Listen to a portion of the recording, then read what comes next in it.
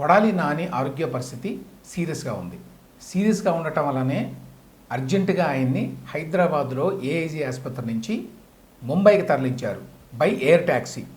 మామూలు గుండె జబ్బో, మామూలుగా స్టెంట్లు వేయడమో, లేక ఈవెన్ బైపాస్ సర్జరీ చేయడమో అయితే మామూలుగా విమానంలో వెళ్ళొచ్చు ముంబై. కానీ అప్పటికప్పుడు అర్జెంటుగా ఎయిర్ ట్యాక్సీని బుక్ చేసుకొని బేగంపేట ఎయిర్పోర్ట్ నుంచి ముంబై వెళ్ళారు అంటే పరిస్థితి సీరియస్గా ఉంది అని అర్థం చేసుకోవాలి. అంటే అర్జెంట్ మెడికల్ అటెన్షన్ అవసరమైంది ఆయనకి. యాక్చువల్గా అంతకుముందు మార్చి 26వ తేదీన ఆయన హైదరాబాద్లో ఏఐజీ ఆసుపత్రిలో చేరాడు. అక్కడే ఉన్నాడు నిన్నటి వరకు. అప్పట్లో కూడా పత్రికల్లో వార్తలు వచ్చినాయి, ఈయనకేదో హార్ట్ రిలేటెడ్ సమస్యలు ఉన్నాయి, అందువల్లనే హాస్పిటల్లో అడ్మిట్ అయ్యాడు అని. ఆ టైంలో ఆయన మీద ఏదో కేసు పెట్టబోతున్నారు, అరెస్ట్ చేయబోతున్నారు. ఆ అరెస్టుకు భయపడి ఆయన హాస్పిటల్లో చేరాడు అన్నటువంటి ఆరోపణలు కూడా సోషల్ మీడియాలో వచ్చినాయి అనుకోండి. అది పక్కన పెడితే గుండె జబ్బు సమస్యతోటి ఆయన ఏఐజీ ఆసుపత్రిలో చేరాడు అని వార్తలు వస్తే దానిని సాక్షి మీడియా వారు కూడా ఖండించారు. దానికి తోడు కొడాలి నానికి చెందినటువంటి వ్యక్తులు కూడా ఖండించారు. అప్పట్లో సాక్షి ఇంగ్లీష్ మీడియా వెబ్సైట్ ఒకటి ఉంది, సాక్షి పోస్ట్ అని. అందులో ఏమని ఇచ్చారంటే Kodali Nani heart attack news false, confirms YSRCP leader అని కూడా ఇచ్చారు. వాళ్లే రాశారు. కొడాలి నాని మనుషులు కూడా ఎక్స్లో ట్వీట్ చేశారు, ఆయనకి గ్యాస్ట్రిక్ ప్రాబ్లమ్స్, జీర్ణకోశ సమస్యలతోటి ఆయన హాస్పిటల్కి వెళ్ళాడు, గుండె సంబంధిత వ్యాధులు ఏమీ లేవు అని. అప్పటి నుంచి అంటే మార్చి 26 నుంచి ఏజీ ఆసుపత్రిలో ఉన్నాడు. నిన్న అప్పటికప్పుడు కొడాలి నానిని ఎయిర్ లిఫ్ట్ చేశారు. అప్పటికప్పుడు ప్రైవేటుగా ఎయిర్ ట్యాక్సీని బుక్ చేసుకొని హుటాహుటిన బేగంపేట ఎయిర్పోర్ట్ నుంచి ముంబైకి ఎందుకు వెళ్లాల్సి వచ్చింది? ఆబ్వియస్లీ సీరియస్ ఇష్యూ ఉండటం వల్ల. ఇప్పటిదాకా వస్తున్న సమాచారం ప్రకారం ఏజీ ఆసుపత్రిలో ఆయనకి టెస్టులు చేసినప్పుడు గుండె సంబంధ సమస్యలు ఉన్నాయని కనుగొన్నారు. అయితే మామూలుగా స్టెంట్లు వేయడమో, బైపాస్ చేయడమో అయితే హైదరాబాద్లో బ్రహ్మాండమైన ఆసుపత్రులు ఉన్నాయి.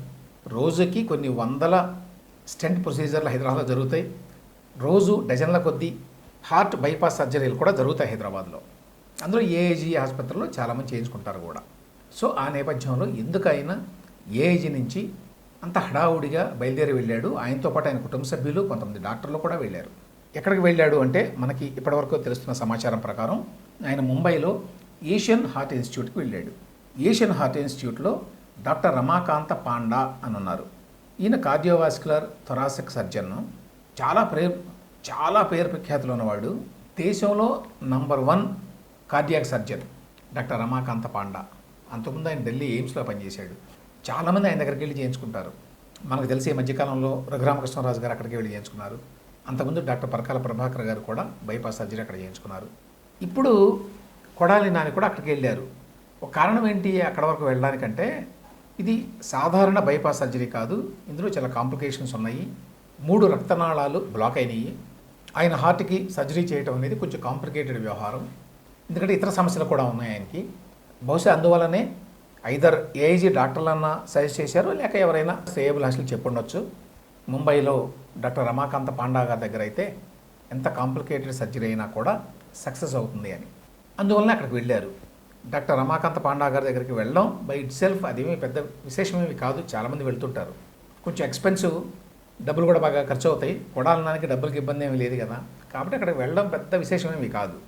అయితే వారం రోజుల పాటు ఏఐజీలో ఉండి అప్పటికప్పుడు ఎయిర్ ట్యాక్సీ బుక్ చేసుకుని వెళ్ళారు కుటుంబ సభ్యులతో సహా అని అంటే పరిస్థితి ఖచ్చితంగా సీరియస్గా ఉంది అని అర్థం చేసుకోవాలి. అందువల్లనే చాలా పత్రికల్లో కొడాలి నాని ఆరోగ్యం తీవ్ర ఆందోళనకరం అని చెప్పి వచ్చినాయి.